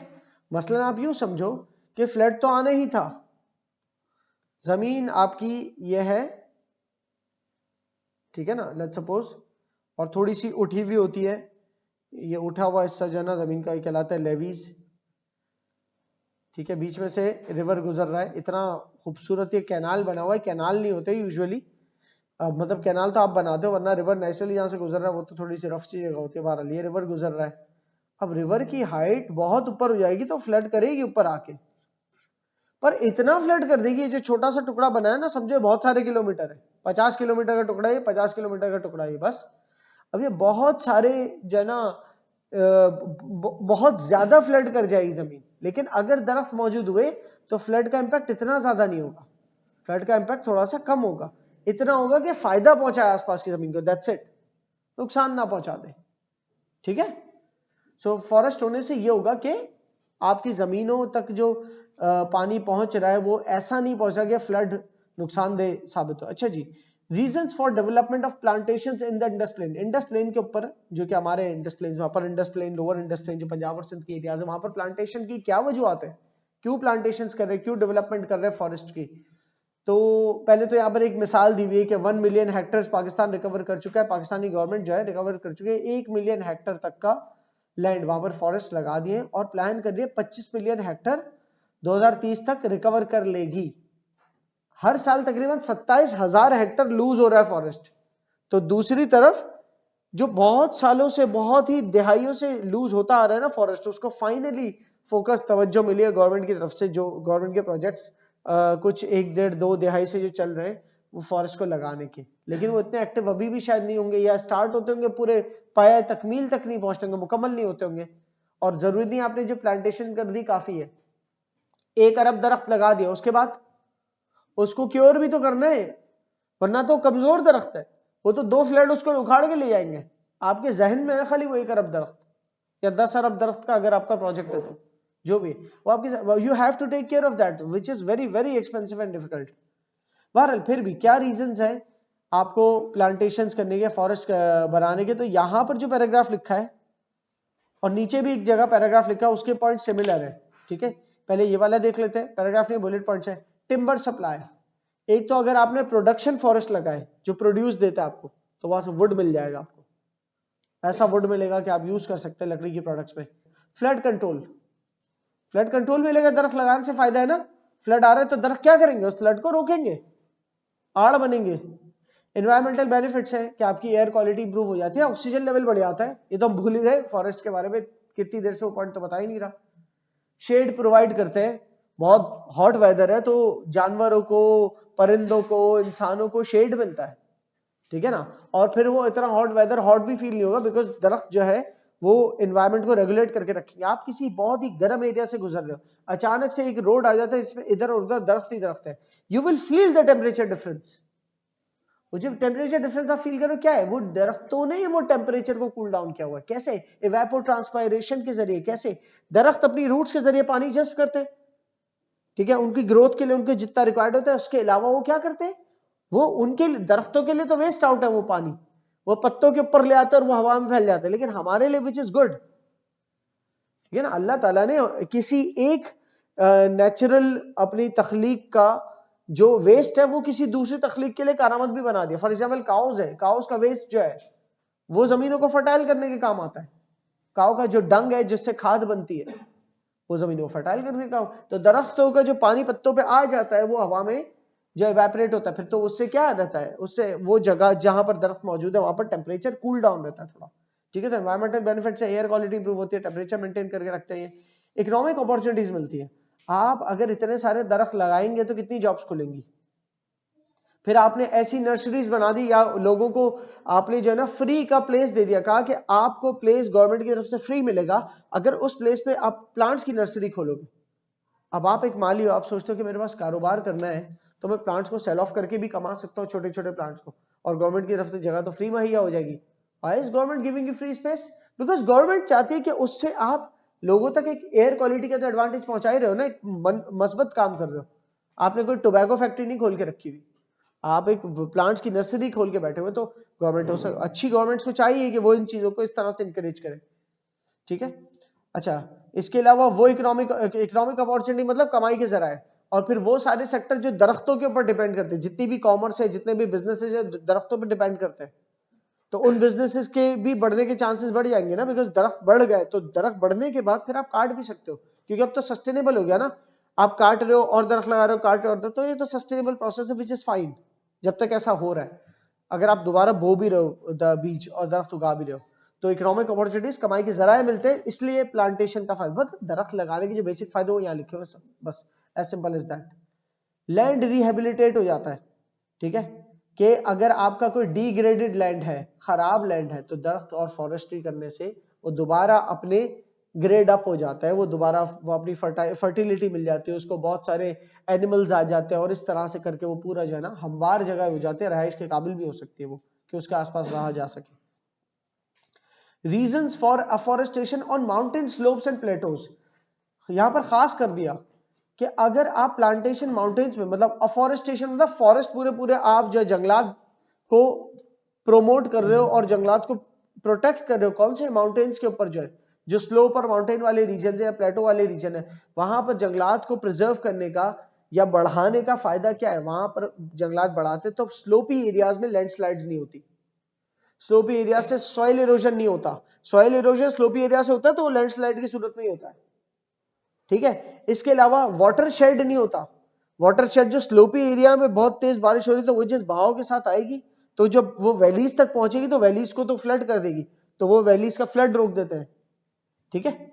इस तरह फ्यूल वुड सप्लाई करते हैं, वो इतने बड़े इतने ऊंचे नॉर्दर्न एरियाज में फ्यूल वुड चाहिए होता है, क्या करेंगे वो उधर दरख्त काट करेंगे, तो इसलिए दोबारा लगाने भी है, फॉरेस्ट्री मतलब अफॉरेस्टेशन करते रहनी है, बिकॉज वो दरख्त काटते रहेंगे, तो जितने आप फॉरेस्ट लगाओगे उतने बड़े दरख्त, उतनी टहनियां, तो उतना हर साल का फ्यूल वुड मिलता चला जाएगा, वरना बेचारे वो सर्दी से मर जाएंगे। बायोडाइवर्सिटी, जितने आप नॉर्दर्न एरियाज के अंदर जो हाईलैंड्स है वहां पर आप दरख्त लगाएंगे तो वहां पर अलग अलग किस्म की फिर लाइफ रिक्रिएट होगी। आपने अक्सर देखा होगा ना, कोई जंगलात वाली जगह, कराची में रहते हुए अगर जंगलात टाइप की कोई जगह मिल जाए तो वहां पर आपको अलग अलग किस्म के जानवर दिख जाएंगे, कभी मेंढक दिख रहा है, कभी गिलहरी दिख रही है, वैसे नहीं दिखेंगे सिटी एरिया में जहां पर रोड्स वगैरह। क्यों? एक दफा आपने प्लांटेशन कर दी, फॉरेस्ट बन गया, तो नेचुरली वहां से कहां से आते हैं, वी नेवर नो। वो गिलहरी, पहली गिलहरी 2-3-4 गिलहरियां कहां से ट्रैवल करके आई हो सकता है, और होते होते हमारे किसी मलीर के जंगलात में पहुंच गई, वी नेवर नो। सही है। व्हाट वी नो इज कि जब जंगलात खत्म करते हो बेचारे खत्म हो जाते हैं, क्योंकि रहने की जगह नहीं होती, तो आहिस्ते आहिस्ते कम होते जाता है एरिया। जब कम होता जाता है एरिया तो प्रेडेटर्स उनको खा चुके होते हैं, क्योंकि कम एरिया में प्रेडेटर को खा लेना, फिर वो प्रेडेटर खुद भी भूखा मर सकता है कभी, या सड़क पे आ गया गाड़ी ने उसको जो है ना कुछ चल दिया XYZ, but this is how biodiversity खत्म हो जाती है। अच्छा, तो बायोडाइवर्सिटी रिस्टोर कर दोगे आप, दोबारा अपनी जगह पर ले आओगे, रिकवर कर लोगे, कैसे? जब आप अफॉरेस्टेशन करोगे हाईलैंड्स पे भी, मतलब नॉर्दर्न जो आपके माउंटेनियस रीजन है वहां, टूरिज्म को फरोग मिलेगा, सीनिक ब्यूटी है ना, एक सीनरी मिलती है, तो टूरिज्म प्रमोट होगा, और फिर क्लाइमेट रेगुलेट होगा। कैसे? जब दरख्त लगेंगे, तो दरख्त नेचुरल एक जंगल है, तो वहां का क्लाइमेट रेगुलेटेड कैसे रखता है? पानी जमीन से एब्जॉर्ब करता है, हवा में छोड़ता है। अब तुम एक बात सोचो, अगर बारिश हो रही है और जंगल नहीं है तो क्या होगा? बारिश को एब्जॉर्ब करने के लिए कुछ नहीं, बारिश के पानी को एब्जॉर्ब करने के लिए कोई दरख्त नहीं है, तो क्या होगा? वो पानी फ्लड कर देगा लोअर साइड पे, जिन जगहों को उसने फ्लड कर दिया पानी, बारिश होने के बाद दरख्त होते हुए भी फ्लड करना है, लेकिन इतना ज्यादा नहीं करना कि नुकसान दो, पर बारिश हो रही है और दरख्त एब्जॉर्ब करने के लिए बिल्कुल भी नहीं, तो सारे का सारा पानी फ्लड हो जाएगा। जब सारे का सारा पानी फ्लड हो गया, तो पता नहीं वो कोई फ्लैट लैंड जो प्लेन एरियाज थे, उनकी जमीनों को जो है ना नुकसान पहुंचेगा पानी। ठीक है, दूसरी तरफ क्या, बारिश हुई, उसमें से 30-40% दरख्तों ने एब्जॉर्ब कर लिया, अगर जंगलात बहुत स्ट्रांग है, दरख्तों ने एब्जॉर्ब कर लिया, और बाकी पानी आगे गया तो रिवर में एक बिल्कुल बैलेंस मेंटेन लेवल तक का पानी जाएगा, जो कि आसपास की जमीन को हल्का फुल्का फ्लड करेगा, इतना कि इफादियत मिले, फायदा मिले बस। और जो दरख्तों ने एब्जॉर्ब किया था पानी, वो दरख्त दोबारा जितनी जरूरत है उसके बाद वो एवापोर ट्रांसपायर करेंगे, तो वो उसी फिजा के अंदर दोबारा वो पानी हवा में चला आएगा। फिर इतने में जो दूसरे हॉट रीजन है वहां से इवेपोरेट होकर पानी आ रहा है, और ये पानी दरख्तों ने जो हवा में छोड़ा, तो वो जमा होकर दोबारा वहीं बरसेगा जहाँ दरख्त है, फिर दोबारा दरख्त एब्जॉर्ब करेंगे, right? This is how it will keep happening, और साइकिल बैलेंस रहेगी। लेकिन अगर दरख्त हट जाए तो वो फिर क्लाइमेट का रेगुलेटेड क्लाइमेट नहीं रहता, क्लाइमेट का पैटर्न चेंज हो जाता है। बारिश है तो इतनी के फ्लड पे फ्लड आ गया, सब बह गया, नहीं है तो इतनी खुश्की की बारिश ही नहीं हुई। सी, तो ये एक प्रॉब्लम क्रिएट हो सकता है, इसलिए दरख्त लगाएंगे तो क्लाइमेट रेगुलेट होगा। Sustainable practice, encourage selective logging, terracing. अच्छा, अफॉरेस्टेशन का जो इनिशिएटिव है उसके अंदर सिर्फ ये शामिल नहीं कि दोबारा प्लांट्स लगाएं, दोबारा फॉरेस्ट उगाएं। अफॉरेस्टेशन का मतलब सिर्फ ये नहीं है कि आप दोबारा फॉरेस्ट उगाएं, उसमें पहले ये शामिल है कि पहले तो जो मौजूद है नंबर 1 उसको प्रिजर्व करें। पता चला आप सारी एफर्ट्स लगा रहे दरख्त लगाने में, जो पहले से लगे वो बर्बाद हो गए, या तो कोई काट के ले गया, या पानी नहीं मिला उनको, वो वैसे मर गए, और आप नए नए पौधे लगाने में मसरूफ है। तो पहला तो स्टेप ये जो मौजूद है उनको प्रिजर्व करें।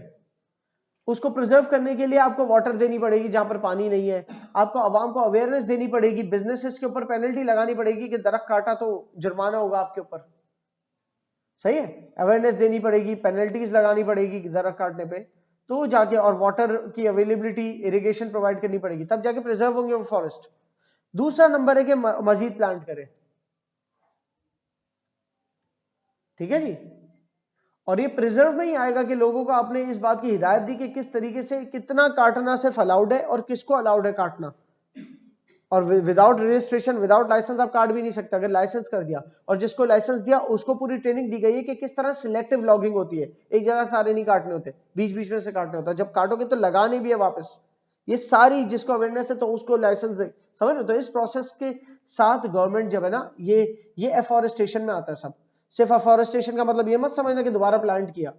एफॉरेस्टेशन में, एफॉरेस्टेशन एक मुहिम है, एक इनिशिएटिव है, एक कैंपेन है कि एक मिशन पे आप निकले। उस मिशन का काम सिर्फ ये नहीं दोबारा पौधे लगा, उस मिशन का एक ये भी हिस्सा है जो लगे हुए पौधे, जो लगे हुए छोटे दरख्त है या जो मौजूद दरख्त है उनको बचाना भी पार्ट ऑफ एफॉरेस्टेशन है।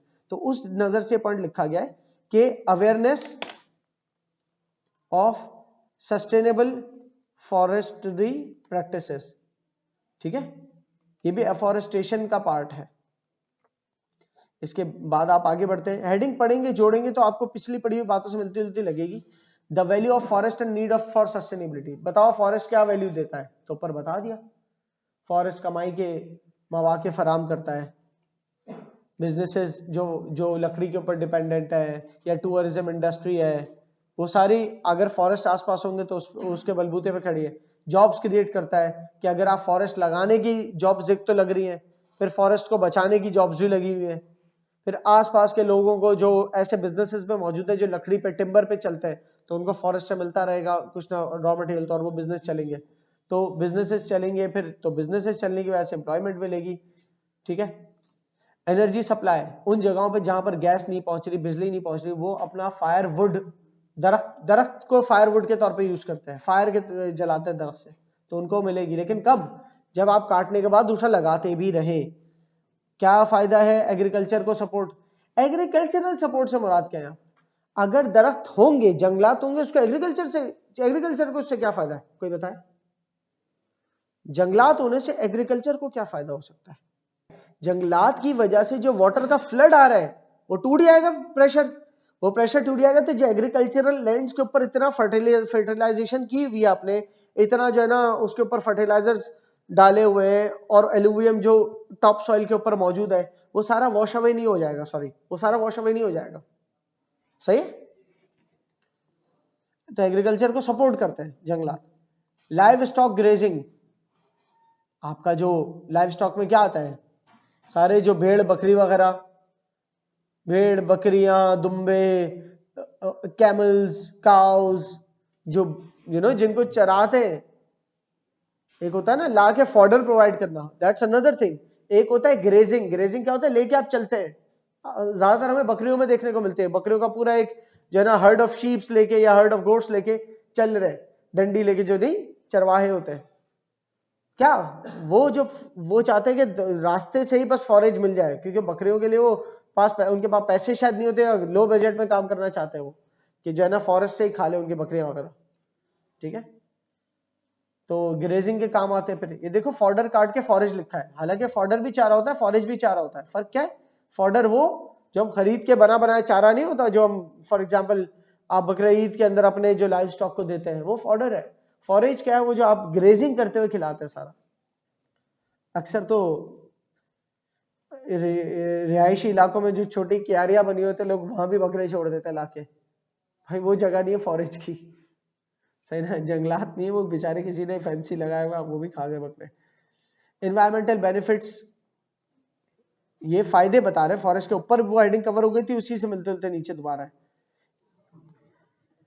ये importance of sustainability in forest management. अभी ऊपर की हुई बातों के बाद फॉरेस्ट को सस्टेनेबली मैनेज करने की कितनी इंपॉर्टेंस है। मैनेज करना मतलब हम मैनेज करेंगे।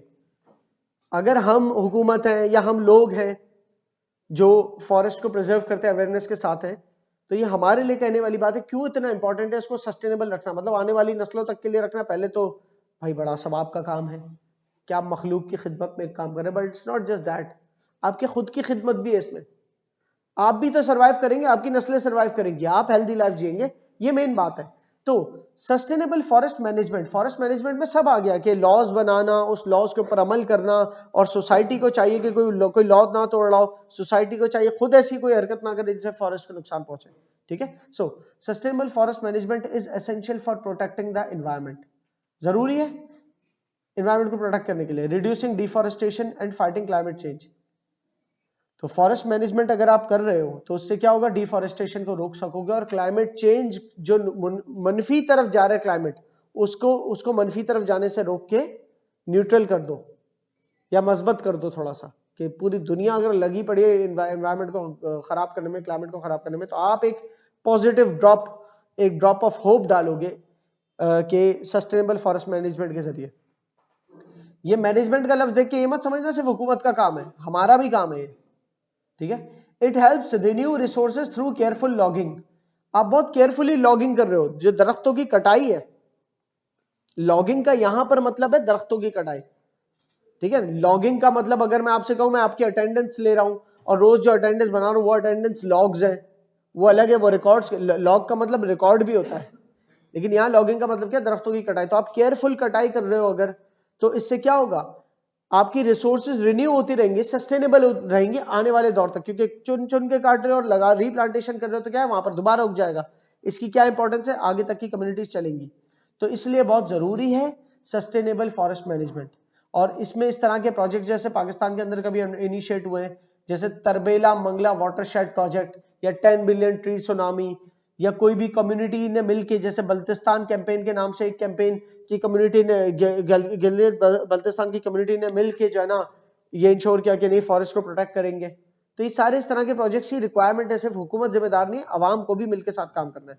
तो इस तरह से आप रीप्लांटिंग करेंगे तो, और कोशिश करेंगे फॉरेस्ट के जो फॉरेस्ट प्रोटेक्शन लॉज बने हुए उसके ऊपर आप अमल दरामद करें। जो ना कर रहा हो उसके बारे में विसल ब्लो करे। विसल ब्लो मतलब सीटी बजाना, लेकिन विसल ब्लो का एक एक्चुअली मतलब ये होता है कि किसी की तरफ इशारा दिलवाना कि कुछ गलत कर रहा है कोई, किसी की गलती बता देना। जरूरी नहीं उसमें आपका नाम आ गया है, आपने खुफिया अंदाज में विसल ब्लो कर दी कि बता दे कि फला बंदा जो है ना इलीगल कटिंग कर रहा है। तो इस तरह से अगर फॉरेस्ट प्रोटेक्शन लॉज बने हुए कोई इस पे नहीं चल रहा तो उसके बारे में विसल ब्लो करे। We can save this way, we can save humanity, we can save wildlife, ठीक है ना, and maintain the climate by controlling temperature and rainfall. Rainfall और टेम्परेचर भी एक कंट्रोल्ड मैनर में हो जाएंगे जब आप फॉरेस्टेशन करेंगे। So this paragraph is something, क्यों पैराग्राफ फॉर्म में यहां पर लिखा है, ताकि आप लोग समझें कि आपने भी एग्जाम में आंसर पैराग्राफ फॉर्म में लिखना है। और इस तरह का जब आंसर डेवलप करना है तो ऊपर जो किया वो तो बुलेट पॉइंट्स थे, ऐसे 4-5 बुलेट पॉइंट्स लिखे पहले एक तरफ प्लान के तौर पे, उसके बाद उसका पैराग्राफ आंसर किया। तो ये 6-6 नंबर वाले सवाल जो होते हैं उसमें इस तरह के आंसर की डिमांड होती है, ठीक है। और थोड़ा सा एनालिसिस की भी जरूरत होती है। अगर आप ऐसा नहीं करेंगे तो क्या नुकसान है, इसमें तो सिर्फ बता देना ही करना है। अगर ऐसा नहीं करेंगे तो क्या नुकसान होगा, डिफॉरेस्टेशन की तरफ जाएंगे और फिर उससे क्या नुकसान होगा, उससे आपकी जो है ना फ्लडिंग आ जाएगी, सोसाइटी तबाह हो जाएगी, एग्रीकल्चर तबाह हो जाएगा, आपकी रेनफॉल इरेगुलेटेड हो जाएगी, जो भी नुकसान आता। तो ये दोनों बातें, होने से फायदे और ना होने से नुकसान क्या है, ये जब आप लिखेंगे तो कंप्लीट आंसर बनता है। इफेक्ट्स ऑफ डिफॉरेस्टेशन, डिफॉरेस्टेशन करने के क्या असरात है। डिफॉरेस्टेशन के ज्यादातर मनफी असरात ही हैं। आपको डिफॉरेस्टेशन से मुझे लकड़ी मिल गई और लकड़ी को बेच के कमाया, वो एक साइड आप देख रहे हो। डिफॉरेस्टेशन से एनवायरनमेंट को नुकसान है, आपकी जमीनों को नुकसान है। क्यों, सॉइल इरोजन हो सकता है ना फ्लड आने से, स्लोपी एरियाज में फॉरेस्ट खत्म हो जाए तो लैंडस्लाइड्स हो सकती है, ये सब कर लिया। डिफॉरेस्टेशन से एक बहुत बड़ा नुकसान, सिल्टिंग। अगर आपने डिफॉरेस्टेशन कर दी तो आपकी जो डैम्स है उसके पीछे रिजर्वायर है। अब डैम तक पानी पहुंचने से पहले जो फॉरेस्ट थे, फॉर एग्जांपल ये पैसेज है, इतना सीधा नहीं होता लेकिन जस्ट सेइंग दैट कि फॉर एग्जांपल इस पैसेज के दरमियान यहां पर बीच में है डैम, डैम टाइप का स्ट्रक्चर है, ठीक है जी। इस डैम के स्ट्रक्चर के बीच में से पानी बहना है, लेकिन ये जो पीछे से वाटर फ्लो आ रहा है सारा, अगर उस वाटर फ्लो के अंदर बहुत सारा सिल्ट मौजूद हुआ, बहुत सारे सिल्ट मट्टी मौजूद हुई, तो क्या करेगा वो, डैम के पीछे का जो हिस्सा क्या कहलाता है, रिजर्वायर, और अगला हिस्सा जो है उसका आउटलेट होता है कि यहां से पानी निकलता है और अगली जमीनों तक जाता है। तो रिजर्वायर जो है डैम का, उसमें डैम का पानी जमा होता है। अब डैम में जितनी ज्यादा, 15 मीटर ऊंचा डैम है तरबेला मंगला, वो जितना ऊंचा डैम है उसकी उतनी कैपेसिटी, लेकिन उसमें अगर सिल्ट बढ़ता चला गया, उसमें मट्टी मिलती चली गई, तो क्या होगा, पानी की जगह कम रह जाएगी। ये सिल्ट कहां से आ रहा है, ये पहाड़ों से कटकटा के आ रहा है।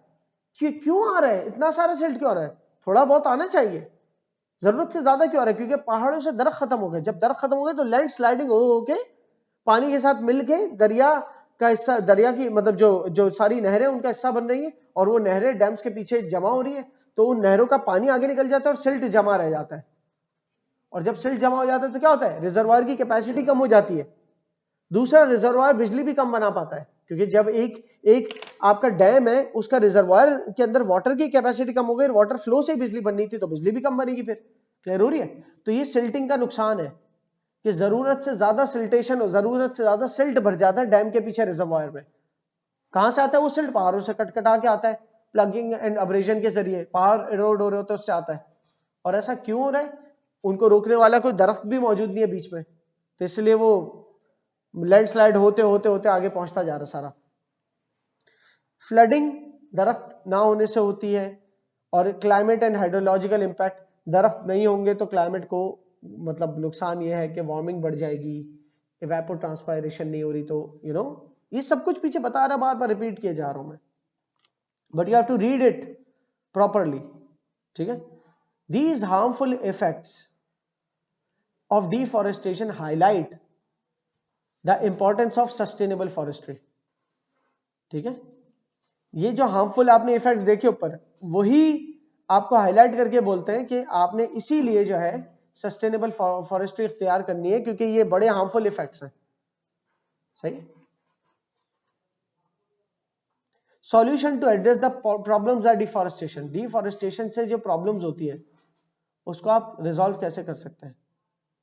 एक तो आप रीजनरेट करें। रीजनरेट करें मतलब फॉरेस्ट दोबारा से लगाएं, सारा रीप्लांटेशन करें, ठीक है। रीजनरेशन, रीप्लांटेशन, अफॉरेस्टेशन, ये सब करें।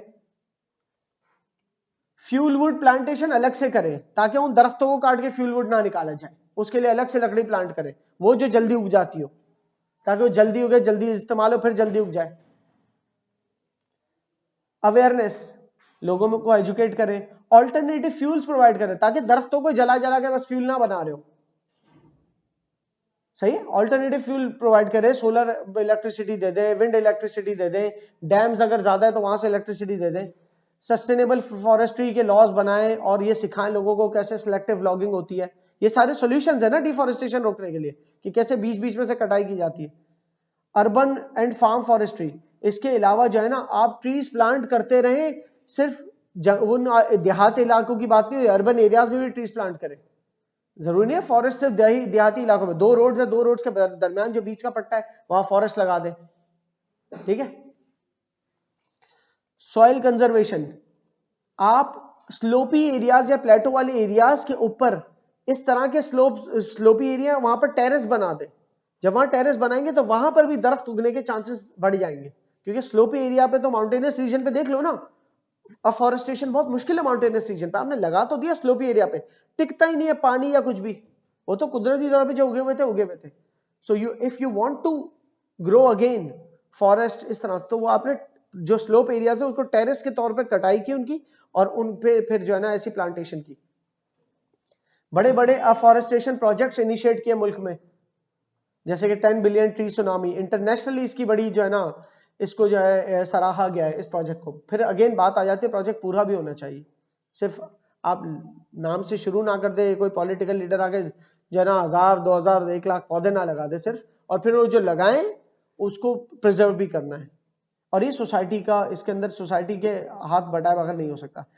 फिर एक और सॉल्यूशन है कि अपने लॉज बड़े स्ट्रांग बनाएं, और कोई लॉज को तोड़ता है उस पर हैवी पेनल्टीज और फाइन्स होने चाहिए। एक तरफ ऊपर एजुकेट कर रहे हो, अवेयरनेस दे रहे हो, दूसरी तरफ स्ट्रांग लॉज भी है कि अगर ऐसा नहीं करोगे तो क्या होगा, ठीक है।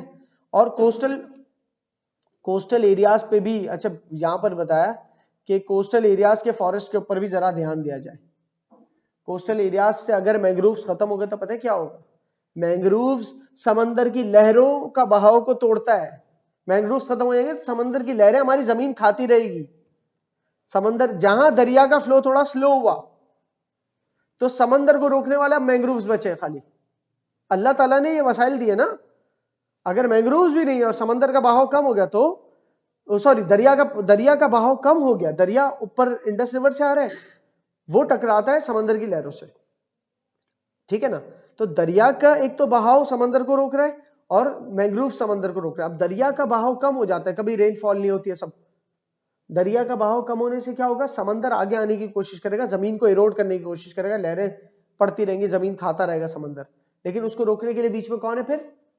मैंग्रोव फॉरेस्ट है। तो मैंग्रोव फॉरेस्ट और उगाए जाए, और मैंग्रोव फॉरेस्ट से एक और फायदा ये भी, आपकी फिशरी भी बहुत बूस्ट करती है। मैंग्रोव के पास बहुत अच्छी फिश जो है ना बहुत किस्म की उगती है, तो आगे देखेंगे आप।